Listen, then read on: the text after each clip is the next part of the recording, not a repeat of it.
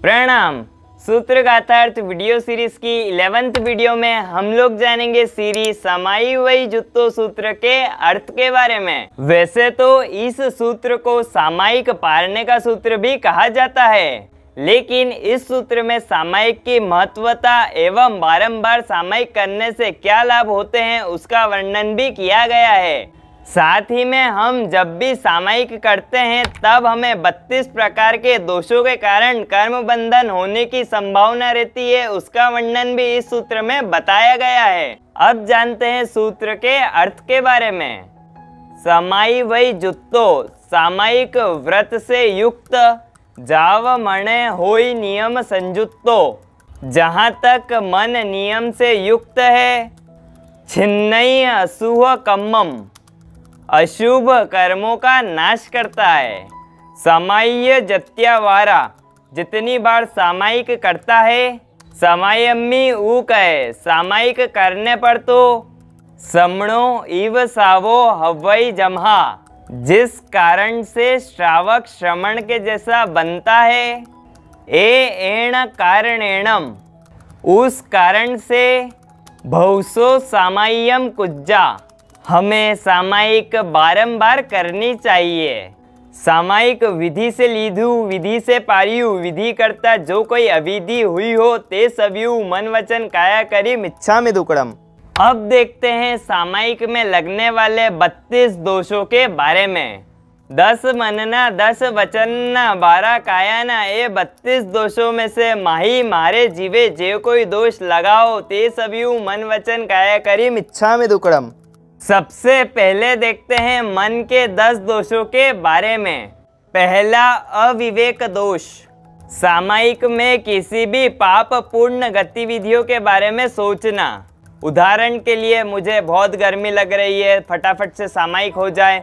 दूसरा यशो वांछा दोष। प्रसिद्धि और भी प्रसिद्धि के लिए सामायिक करना। उदाहरण मन में ये सोचना कि मैं बहुत धार्मिक हूँ और लोग मेरे धर्म की प्रशंसा करें आदि। तीसरा है लाभ वांछा दोष। लोभ या लालच में सामायिक करना।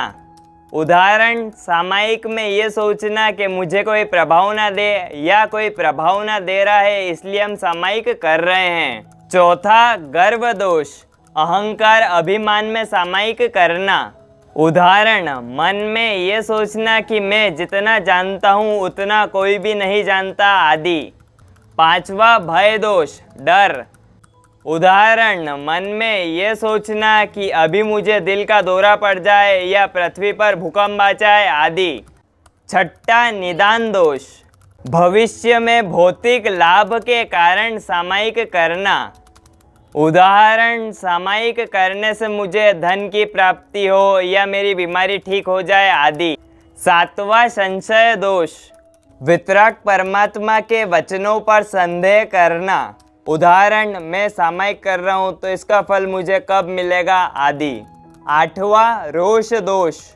सामायिक के दौरान राग द्वेष उत्पन्न होना। उदाहरण के लिए कोई बच्चे अगर शरारत कर रहे हैं तो उन पर सामायिक के दौरान क्रोधित हुए, या संसारिक कुछ अच्छी चीज दिखी तो उसके ऊपर राग हुआ आदि। नौवां अविनय दोष। विनम्रता न दिखाना एवं अशिष्टता से सामायिक करना। उदाहरण देव गुरु और धर्म का अनादर करना। 10वां अबहुमान दोष। घृणा करने के लिए सामायिक करना। उदाहरण गुणों की प्रशंसा करने के स्थान पर साधु भगवंतों के दोष देखना आदि। अब जानते हैं 10 वचनों के दोषों के बारे में। पहला कुवचन दोष, भ्रष्ट भाषा बोलना। दूसरा सहस्कार दोष। परिस्थिति या स्थान को बिना देखे चौंकाने वाली खबर देना। उदाहरण के लिए आपके घर में डकैती हुई है आदि। तीसरा स्वच्छंद दोष। सामायिक में सांसारिक गाने आदि गाए। चौथा संक्षेप दोष। सामायिक में पाठ या वाक्य को अधूरा सुनना। पांचवा कलह दोष। सामायिक में झगड़ालू कठोर वचन आदि बोलना। छठा विकथा दोष। पहला देश कथा, देश, शहर या गांव के बारे में चर्चा करना। दूसरा स्त्री कथा, सामायिक में स्त्री के बारे में चर्चा करना। तीसरा भट्ट कथा, भोजन, पानी आदि के बारे में चर्चा करना। चौथा राजकथा, सरकारी आदि कामकाजों के बारे में चर्चा करना। सातवां हास्य दोष, सामायिक में हंसी मजाक, चुटकुले, व्यंग आदि करना। आठवां अशुद्धि दोष, सामायिक में सूत्रों एवं पाठ को अशुद्धता या अस्पष्टता से बोलना एवं सुनना। नौवां निराशा दोष, लापरवाही, उचित जागरूकता के बिना सीखना या सिखाना, बातें करते हुए सामायिक में वंदन करना आदि।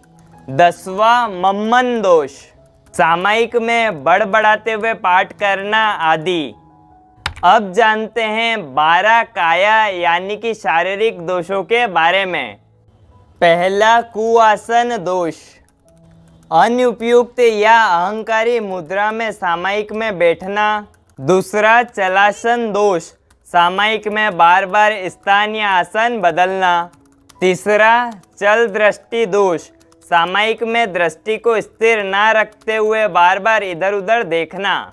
चौथा सावध्य क्रिया दोष, हिंसात्मक कार्य, कच्चे पानी को छूना, घरेलू संबंधित कोई भी कार्यों में शामिल होना आदि। पांचवा आलंबन दोष, दीवार, खंबे आदि का सहारा लेना जहाँ पर हिंसा होने की संभावना है आदि। छठा आकुंचन प्रसारण दोष, हाथ पैर बिना किसी कारण के फैलाना, स्थिर न रखना आदि। सातवां आलस्य दोष, अंगों को मोड़ना या मरोड़ना, आलस्य के कारण फैलना, सामायिक में धार्मिक अध्ययन के बजाय निष्क्रिय बैठना आदि। आठवां मोटन दोष, सामायिक में व्यायाम करना, हाथ पैरों की उंगलियों को चटकाना आदि। नौवां मल दोष, सामायिक में शरीर का मेल निकालना आदि। 10वां विमानासन दोष, दुख या निराशा की स्थिति में बैठना, खुजालना आदि। 11वां निंद्रा दोष, सामायिक में नींद लेनी या उनिंदापन महसूस करना। 12वां व्यावृत्ति दोष, बिना किसी कारण से दूसरों की सेवा या उपस्थिति प्राप्त करना। अब हम जानते हैं कि अगर हम 32 दोषों से रहित एक शुद्ध सामायिक करते हैं तो उसके शास्त्रों में आखिर क्या फल बताए गए हैं। अगर कोई एक व्यक्ति 1 लाख सालों तक भी सोने को रोज दान करे तो भी एक 32 दोषों से रहित की गई सामायिक की बराबरी नहीं कर सकता। साथ ही में 92,59,25,925 पल्योपम जितना नरक का आयुष्य टूटता है और शुभ देवगति का आयुष्य बंधता है। वितराग परमात्मा की आज्ञा के विरुद्ध कुछ भी कहने में आया हो तो मिच्छामि दुक्कडम।